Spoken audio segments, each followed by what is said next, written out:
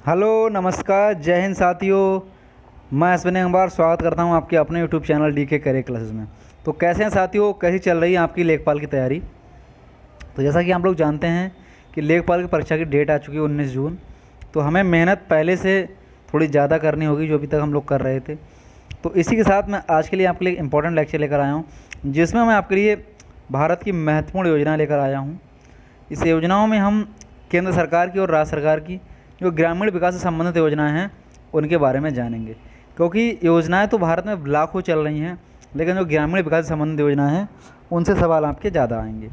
तो जो इम्पोर्टेंट योजनाएं हैं जो पेपर में आने के बहुत ज़्यादा चांसेस हैं, कुछ उन योजनाओं को हम लेकर आए हैं। तो आइए देखते हैं केंद्र एवं राज्य सरकार की ग्रामीण विकास से संबंधित योजना। तो आज के लेक्चर की पहली योजना है प्रधानमंत्री पोषण शक्ति निर्माण योजना। इसको पोषण भी कहते हैं। PO का मतलब प्रधानमंत्री, पोषण OS पोषण, और PO का मतलब होगा पोषण, SS का मतलब होगा शक्ति, और N का मतलब निर्माण। तो इसका नाम है पोषण शक्ति निर्माण या प्रधानमंत्री पोषण शक्ति निर्माण योजना। तो इस योजना में जो मेन बात होती है बेटा, वो होती है न्यूट्रिशन बिल्डअप की। यानी जो गांव में बच्चे हैं या जो ग्रामीण परिवेश में बच्चे हैं, इसमें जो बच्चों के लिए न्यूट्रिशन के लिए यानी बच्चों का जो आहार है या बच्चों के जो अंदर कुपोषण की दिक्कतें हैं, तो उन सबको दूर करने के लिए बच्चों के लिए न्यूट्रिशन प्रदान किया जाता है इसमें। तो इसमें कक्षा 1 से लेकर 8 तक के बच्चों को शामिल किया जाता है, और कह सकते हैं ये MDM का सब्सटीट्यूट है। जो मिड डे मील योजना चलती है गाँव में, प्राइमरी स्कूलों में, जूनियर स्कूलों में, तो ये उसी की जगह पे है, उसी का स्थानांतरण है। MDM का ये सब्सटीट्यूट भी इसे कहते हैं। इसमें होता क्या है, इसमें जैसे MDM में भी दोपहर में बच्चों को स्कूल में पका हुआ भोजन मिलता है, तो इसमें भी कक्षा 1 से लेकर 8 तक के बच्चों को दोपहर में पका हुआ भोजन दिया जाता है। ठीक है। अगर इसकी बात करें तो 29 सितंबर सन 2021 को आर्थिक मामलों का मंत्रालय ने प्रधानमंत्री की अध्यक्षता में इसका शुभारंभ किया। ठीक है, 29 सितंबर 2021 को इसकी शुरुआत आर्थिक मामलों के मंत्रालय के ने प्रधानमंत्री की अध्यक्षता में की। ठीक है, आगे बढ़ते हैं। ये कब तक चलेगी योजना? तो ये 2021 में स्टार्ट हुआ, तो 2021-22 वाले सेशन से लेकर 2025-26 तक चलेगी। यानी ये योजना आपकी 5 साल के लिए लागू है और 5 साल तक चलेगी। इस योजना के अगर कुछ आंकड़ों की बात करें तो इस योजना में 11.20 लाख स्कूल शामिल किए गए हैं जो सरकारी हैं। गवर्नमेंट 11.2 लाख स्कूल शामिल किए गए हैं और 11.80 करोड़ बच्चे इससे लाभान्वित होंगे। यानी 11.2 लाख स्कूल के बच्चों से 11.8 करोड़ बच्चे लाभान्वित होंगे। जो MDM में है भाई, इसमें है कि कक्षा 1 से लेकर 5 तक के बच्चे, उनके लिए 100 ग्राम खाद्यान्न सामग्री उपलब्ध कराई जाएगी, और 5 से लेकर 8 तक के बच्चों के लिए 150 ग्राम खाद्यान्न सामग्री उपलब्ध कराई जाएगी। तो ये थी हमारी प्रधानमंत्री पोषण शक्ति निर्माण योजना। ठीक है, ये केंद्र सरकार की योजना है, जैसे MDM भी केंद्र सरकार की योजना है। अगला सवाल, MDM मैं आपको पिछले पढ़ा चुका हूँ, जो मैंने अभी स्वास्थ्य संबंधित योजनाएं पढ़ाई थी, तो उसमें मैंने इससे जो पिछले लेक्चर थे तो उसमें जो स्वास्थ्य संबंधी ग्रामीण योजनाएं थी उनमें MDM आपको पढ़ा चुके हैं। दूसरी योजना है हमारी आयुष्मान भारत डिजिटल मिशन। जैसा मैंने आपको बताया था कि जहाँ पे भी आयुष्मान वर्ड आ जाए तो समझ लीजिएगा वो कहीं ना कहीं हमारे स्वास्थ्य से रिलेटेड है। ठीक है, लेकिन यहाँ पर डिजिटल भी एक वर्ड दिया है। स्वास्थ्य वाली सारी योजना हो गई, तो वहाँ पर डिजिटल वाली नहीं हुई थी। तो डिजिटल का मतलब ज़्यादा कहीं ना कहीं ऑनलाइन काम, डिजिटल वाला काम, इलेक्ट्रॉनिक वाला काम। तो डिजिटल मॉनिटरिंग ऑफ हेल्थ, ये जो आपकी आयुष्मान भारत डिजिटल मिशन है, इसके थ्रू डिजिटल मॉनिटरिंग करनी है स्वास्थ्य की। यानी स्वास्थ्य की डिजिटल मॉनिटरिंग या कहीं ना कहीं ऑनलाइन मॉनिटरिंग हेल्थ की जो करनी है वो इसी योजना में होगी, आयुष्मान भारत डिजिटल मिशन के अंतर्गत। अगर मैं इस योजना की बात करूं तो सबसे पहले प्रधानमंत्री नरेंद्र मोदी जी ने इसके बारे में 15 अगस्त सन 2020 को लाल किला की प्राचीर से बताया गया। यह इसका पहला विवरण 15 अगस्त सन 2020 को PM मोदी के द्वारा दिया गया। 15 अगस्त को जो PM होते हैं देश के, वो लाल किले से अपना भाषण देते हैं, तो उसी में इसके बारे में बताया गया 2020 वाले में। और 27 सितंबर 2021 को मोदी जी के द्वारा इसको वीडियो कॉन्फ्रेंसिंग के द्वारा शुरुआत किया गया।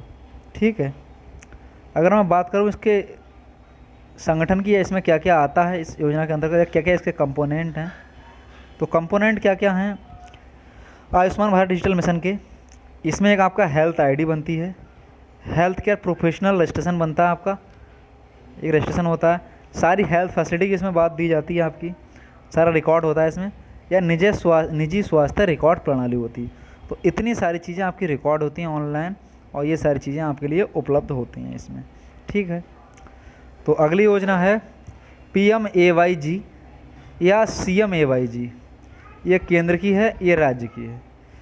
PMAYG और CMAYG दोनों योजनाएं अलग अलग हैं। ये एक है प्रधानमंत्री आवास योजना ग्रामीण, जो कि 2016 में शुरू हुई थी, और एक है हमारी मुख्यमंत्री आवास योजना ग्रामीण या CM आवास योजना ग्रामीण, ठीक है।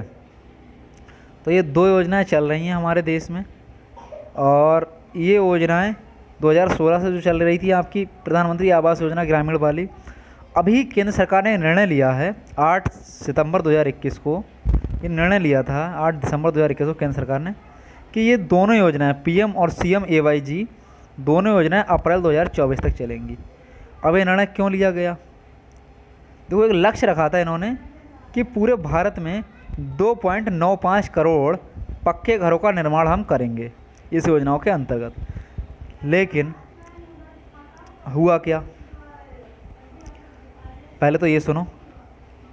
टारगेट था इनका 2.95 करोड़ का। एक सेकंड रुकिए, इनका जो टारगेट था 2.95 करोड़ का इनका टारगेट था, किसका? केंद्र सरकार का और राज्य सरकार दोनों का।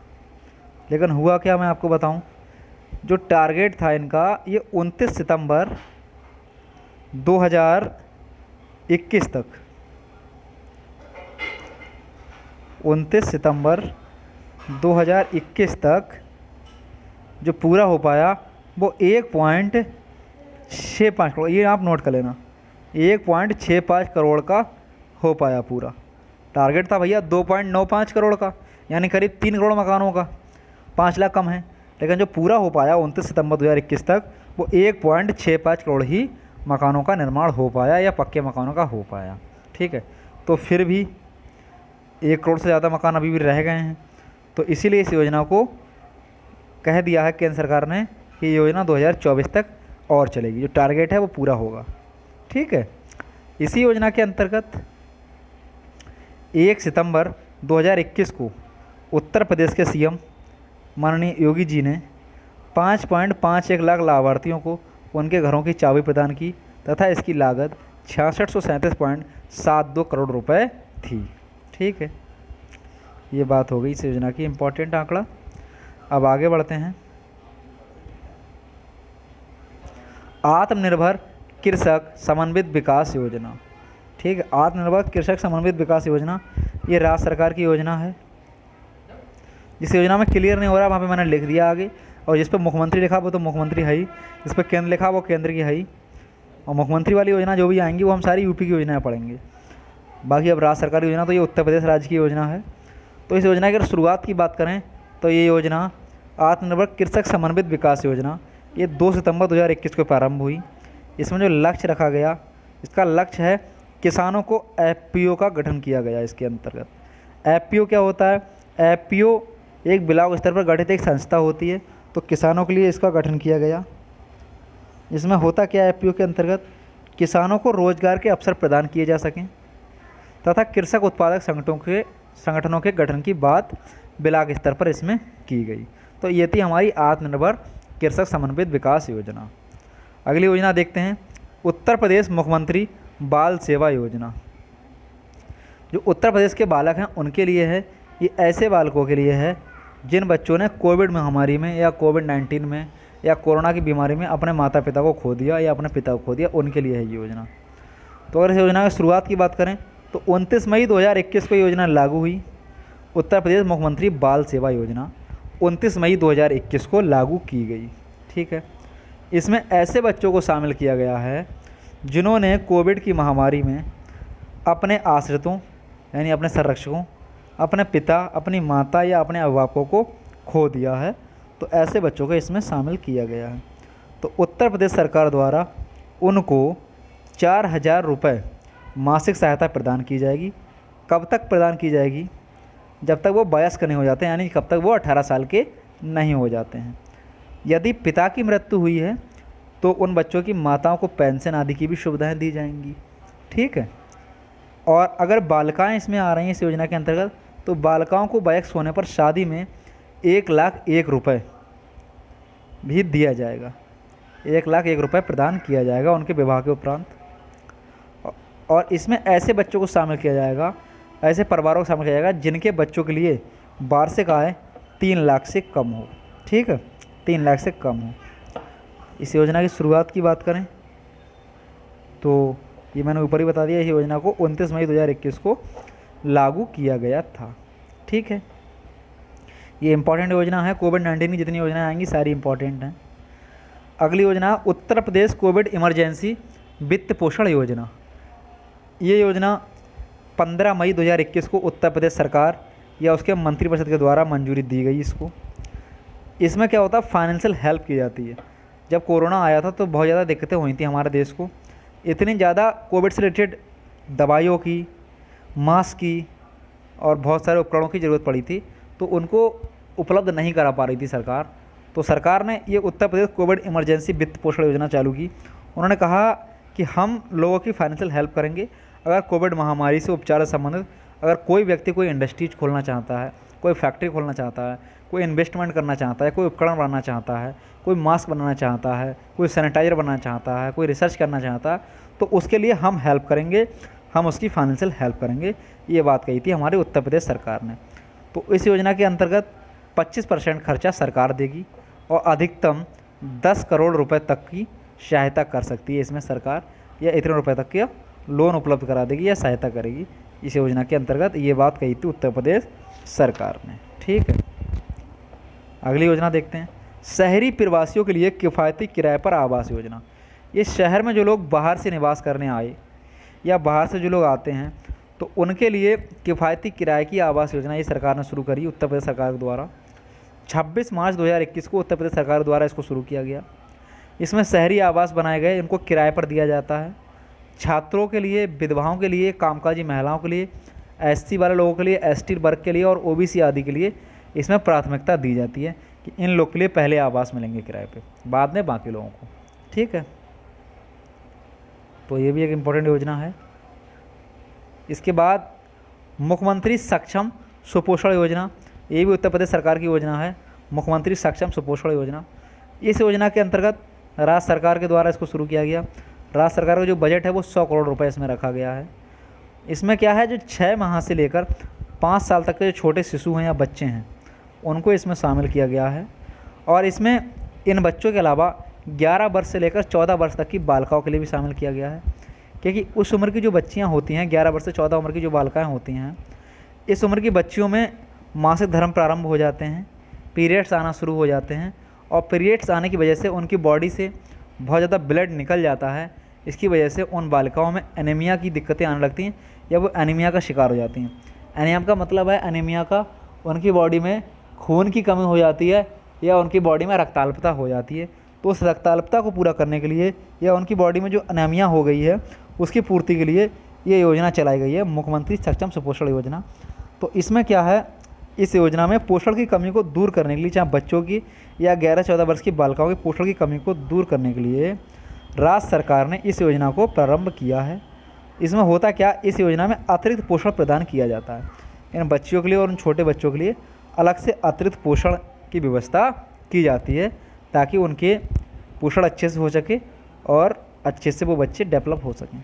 ठीक है, अगली योजना देखते हैं, मुख्यमंत्री शिशुता प्रोत्साहन योजना। मुख्यमंत्री शिशुता प्रोत्साहन योजना ये इंपॉर्टेंट योजना है। ये 18 फरवरी 2020 से प्रारंभ हुई। इस योजना के अंतर्गत उत्तर प्रदेश सरकार ऐसे बेरोजगार बच्चों को रोजगार की व्यवस्था कराती है, ऐसे लोगों की जो बेरोजगार हैं, जिन्होंने कोई कोर्स कर रखा, कोई तकनीक कर रखी है, तो उनके लिए प्रोग्रेस के लिए कहीं ना कहीं रोजगार की व्यवस्था कराती है। तो ये उत्तर प्रदेश सरकार की रोजगार से संबंधित योजना है। इस योजना का मुख्य उद्देश्य युवाओं को उद्योगों, सूक्ष्म उद्योगों, लघु व मध्यम दर्जे के उद्योगों की इकाइयों में ऑन जॉब ट्रेनिंग की सुविधा देते हुए उन्हें निश्चित अवधि के लिए रोजगार से जोड़ना है। यानी बच्चों के लिए छोटी कंपनियों, उनसे छोटे फैक्ट्रियों, लघु और मध्यम दर्जे की औद्योगिक जो इकाइयाँ हैं, कंपनियाँ हैं, फैक्ट्रियाँ हैं, उनमें ट्रेनिंग के जरिए उनको जॉब दिलवाएगी और फिर धीरे धीरे उनको निश्चित अवधि के लिए ट्रेनिंग कराने के बाद फिर उनके लिए जॉब दिलवाने की व्यवस्था इसमें की गई है। ठीक है, इसमें क्या है, एक व्यवस्था होती है MSME। MSME उसी के अंतर्गत इसमें रोजगार है। MSME इसी को कहते हैं सूक्ष्म, अति सूक्ष्म या मध्य उद्योग। ठीक है, माइक्रो, स्मॉल माइक्रो इंडस्ट्री, इस टाइप का इसका होता है फुल फॉर्म। तो इसी के अंतर्गत इसमें उद्योग दिया जाता है, बच्चों को इंटर्नशिप कराई जाती है ऑन जॉब पे। आपने सुना होगा जब कोई डिप्लोमा करके आते हैं बच्चे तो उनको इंटर्नशिप करते हैं वो, तो वही यहाँ पे हिसाब है। इंटर्नशिप के थ्रू यहाँ पे गवर्नमेंट जॉब दिलवाती है बच्चों के लिए। तो वहाँ पे बच्चों के लिए क्या होता है, इंटर्नशिप में 2500 रुपये मासिक की व्यवस्था की गई है। देखो ये लिखा है 2500 रुपये मासिक प्रशिक्षण का प्रावधान इसमें किया गया। वो 2500 रुपये जो बच्चों को मिलेंगे ट्रेनिंग के टाइम, तो उसमें से 1500 रुपये केंद्र सरकार देगी और 1000 रुपये राज्य सरकार के द्वारा प्रदान किए जाएंगे। ठीक है, तो ये थी हमारी मुख्यमंत्री शिक्षुता प्रोत्साहन योजना। ठीक है, इसकी अगली योजना मुख्यमंत्री कृषक दुर्घटना कल्याण योजना। ये मुख्यमंत्री उत्तर प्रदेश सरकार के द्वारा चलाई गई योजना है। और इसमें अगर कोई कृषक की दुर्घटना हो जाती तो उसके लिए इसमें दिया गया है। देखिए क्या है ये, 21 जनवरी 2020 को इस घोषणा की शुरुआत हुई थी। इस योजना की घोषणा की गई है 21 जनवरी सन 2020 को, और 14 सितंबर 2019 के बाद दुर्घटनाग्रस्त व्यक्तियों पर ये लागू है। यानी 21 जनवरी 2020 को तो इसकी घोषणा की गई है, लेकिन उससे पहले 14 सितंबर 2019 के बाद किसी व्यक्ति का दुर्घटना होती है तो उनको भी इस योजना के अंतर्गत लिया गया है या इनको शामिल किया गया है। ठीक है, इस योजना में होता क्या है, इस योजना में अगर किसी भी किसान की मृत्यु हो जाती है दुर्घटना में तो उसके लिए 5 लाख रुपए तक का बीमा कवरेज दिया गया है। उस किसान के लिए, उसके परिवार के लिए 5 लाख रुपए तक का बीमा दिया जाएगा। उस किसान के लिए उनको हेल्प करेगी सरकार। यदि इस दुर्घटना में किसी व्यक्ति को 60% तक विकलांगता आ जाती है, उसके किसी अंग को काटना पड़ जाता है या कोई अंग काम करना बंद कर देते हैं, तो ऐसे किसानों के लिए 2 लाख रुपए तक की आर्थिक मदद इस बीमा के थ्रू सरकार करेगी। ठीक है, इसमें जो किसानों को शामिल किया गया आपके 18 वर्ष से लेकर 70 वर्ष तक के कृषकों को शामिल किया गया है। ठीक है, समस्त 18 वर्ष से 70 वर्ष के बीच के जो किसान हैं, जो भी इस दुर्घटना में अगर शिकार होते तो उन सबको इसमें शामिल किया गया है। ठीक है, तो ये बहुत ही ज़्यादा इम्पोर्टेंट योजना है हमारे किसानों के लिए, क्योंकि किसानों के बेचारों का आप जानते हो बहुत ज़्यादा दुर्गति है, हमारे यहाँ बहुत ज़्यादा हालत ख़राब है, तो उनके लिए इस योजना को शुरू किया गया है। भगवान न करे किसी के साथ कोई घटना हो जाए, लेकिन अगर कोई घटना होती है तो उन किसानों के लिए ये दुर्घटना बीमा योजना है ये। ठीक है, आगे बढ़ते हैं। मुख्यमंत्री निराश्रित या बेसहारा या आवारा गौवंश सहभागिता योजना। आपने देखा होगा बहुत ज़्यादा हमारे क्षेत्र में आसपास बहुत ज़्यादा गाय, बैल, गौवंश, उनके बछड़े, छोटे छोटे बच्चे आवारा घूमते रहते हैं खेतों में निराश्रित। तो वो हमारी फसलों को बहुत ज़्यादा उजाड़ देते हैं, रोड पे आते हैं, रोड पे जाम लगा देते हैं, उनकी वजह से बहुत सारे एक्सीडेंट हो जाते हैं। तो उनके लिए क्या करा गया, सरकार ने की योजना चलाई है कि ऐसे लोग जो गौवंश को कृषक या पशुपालक या कोई अन्य अगर अपने पास संरक्षित रखते हैं तो उत्तर प्रदेश सरकार के द्वारा उनको प्रतिदिन 30 रुपये की राशि प्रदान की जाएगी। आप आवारा पशु को अगर पालते हैं, अपने पास रखते हैं गौवंश को, तो आप इस योजना का लाभ ले सकते हैं। पर डे के हिसाब से आप 30 रुपये पर डे के हिसाब से आप राशि सरकार से प्राप्त कर सकते हैं और आप इन निराश्रित जानवरों को पाल सकते हैं, गौवंशीय जानवरों को। ठीक है, ये योजना आपकी कब से प्रारंभ हुई तो मैं आपको बताऊं। ये योजना आपकी 6 अगस्त सन 2019 को प्रारंभ की गई हमारी उत्तर प्रदेश सरकार द्वारा। 6 अगस्त सन 2019 को प्रारंभ की गई और इसका जो बजट है, ये इसमें जो खर्चा आएगा वो 6 अरब 9 करोड़ 50 लाख इसका अनुमानित व्यय है। और जब ये योजना शुरू की गई थी तो शुरुआत में इसको 1 लाख गौवंश के लिए शुरू की गई थी और धीरे धीरे ये बढ़ती रहती है। ठीक है, तो इसका बजट इस समय 6 अरब 9 करोड़ 50 लाख अनुमानित व्यय है। ठीक है, इसी को आवारा पशु योजना भी कहते हैं। ठीक है, आगे बढ़ते हैं। वृद्धावस्था पेंशन योजना, बहुत ही इंपॉर्टेंट योजना है वृद्धावस्था पेंशन योजना, काफ़ी इम्पोर्टेंट है ये और अच्छी योजना है ग्रामीण समाज में वृद्धों के लिए हमारे। तो ये 11 जून 2019 से प्रारंभ हुई। इसमें 60 वर्ष से प्लस के और 69 वर्ष से कम के व्यक्ति को जो शामिल किया गया, 60 से 79, सॉरी यहाँ पे थोड़ा सा एरर हुआ है, 60 से 79, 60 to 79, 60 से 79 वर्ष तक के व्यक्तियों को इसमें शामिल किया गया है। तो 60 से 79 वर्ष तक के जो व्यक्ति हैं इनको 500 रुपये प्रति माह सरकार के द्वारा दिया जाएगा, जिसमें से 200 रुपये केंद्र सरकार और 300 रुपये राज्य सरकार के द्वारा दिया जाएगा। पहले क्या था, इसमें 400 रुपये माह दिए जाते थे, लेकिन अब बढ़ाकर इसमें 500 रुपये महीने कर दिए गए हैं। तो 60 से लेकर 79 ईयर तक के व्यक्तियों को इसमें शामिल किया गया, उनको 500 रुपये प्रति माह दिया जाएगा सरकारों के द्वारा। उसमें से 200 रुपये सेंट्रल गवर्नमेंट देगी और 300 रुपये राज्य सरकार के द्वारा दिए जाएंगे। इसके अलावा जो 80 वर्ष के लोग हैं, ये 80 वर्ष के ऊपर के जो बुज़ुर्ग लोग हैं, तो उनके लिए इस योजना में 500 रुपये उनके लिए भी दिए जाएंगे, लेकिन उसका जो पूरा खर्चा होगा प्रति माह वो केंद्र सरकार की तरफ से दिया जाएगा। इसमें राज्य सरकार का कोई योगदान नहीं है। 80 वर्ष से जो प्लस के जो बुज़ुर्ग लोग हैं हमारे, तो उनके लिए केंद्र सरकार द्वारा 500 रुपये प्रति माह दिया जाएंगे। ठीक है। अगली योजना है कन्या सुमंगला योजना। इसी का दूसरा नाम है मुख्यमंत्री कन्या सुमंगला योजना। ठीक है। तो ये भी हमारे उत्तर प्रदेश सरकार द्वारा चालू है। 25 अक्टूबर 2019 को इसका शुभारंभ हुआ और 1 अप्रैल 2019 से ये जारी हो गई। ठीक है। यानी 25 अक्टूबर से ये स्टार्ट तो हुई है, लेकिन ये जारी उससे पहले भी हो गई। यानी अगर किसी बच्ची को उससे पहले भी जन्म हुआ है तो उसको शामिल कर लिया जाएगा। 1 अप्रैल 2019 से ये जारी हो गई और ये महिला कल्याण विभाग द्वारा संचालित ये योजना है। महिला कल्याण विभाग के द्वारा ये संचालित योजना है। और इस योजना में अगर आपके परिवार में किसी बेटी का जन्म होता है, किसी बच्ची का जन्म होता है, तो बेटी के पैदा होने से लेकर जब तक वो 12वीं करेगी, ग्रेजुएशन करेगी, तब तक के लिए उसके लिए 6 किस्तों में 15,000 रुपये की सहायता सरकार के द्वारा की जाएगी। ठीक है।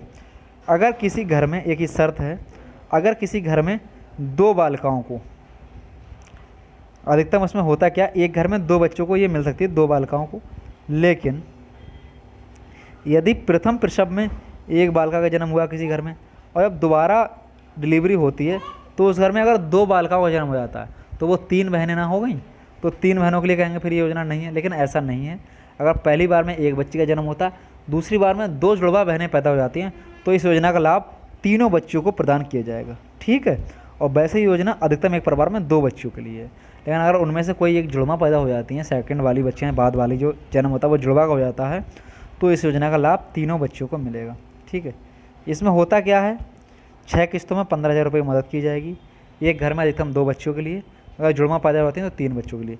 एक थोड़ी सी शर्त ये रहती है कि ऐसे परिवारों के लिए योजना है जिस परिवार की मिनिमम आय 3 लाख रुपए हो, पूरे सालाना आय, या उससे कम हो। ये नहीं कि आप करोड़पति घर में पैदा हो रहे हैं तब भी आपको सरकार पैसा देगी। ठीक है।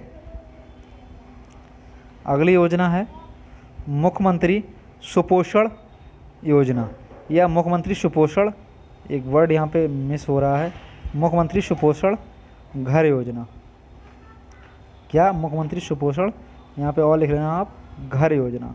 मुख्यमंत्री सुपोषण घर योजना, इसके अंतर्गत क्या होता है, ये योजना आपकी 20 नवंबर 2018 को शुरुआत में 10 ज़िलों से शुरू की गई थी और ब्लॉक स्तर पर शुरू की गई थी। ठीक है। शुरुआत में इन 10 ज़िलों में 28 सुपोषण घर चिन्हित किए जाएंगे। प्रति माह ऐसे घरों को 16,800 रुपये खर्च किए जाएंगे। अब मैं थोड़ा इसके बारे में बता दूं। जो हमारे उत्तर प्रदेश के बहुत ही ज़्यादा पिछड़े हुए ज़िले हैं, कुपोषण से बहुत ज़्यादा पिछड़े हुए ज़िले हैं, जिनमें कुपोषण का शिकार ज़्यादातर बच्चे होते हैं, अधिकांशतः उन बच्चों में बौनापन या बहुत सारी बीमारियां पाई जाती हैं।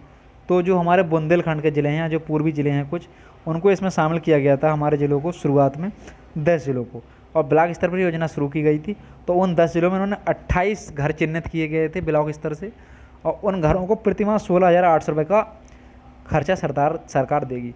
तो उसमें से कुछ प्रमुख ज़िले मैं आपको बता दूं, जैसे चित्रकूट हो गया, चंदौली है, फतेहपुर है, सिद्धार्थनगर है, सोनभद्र, बैराज, श्रावस्ती आदि।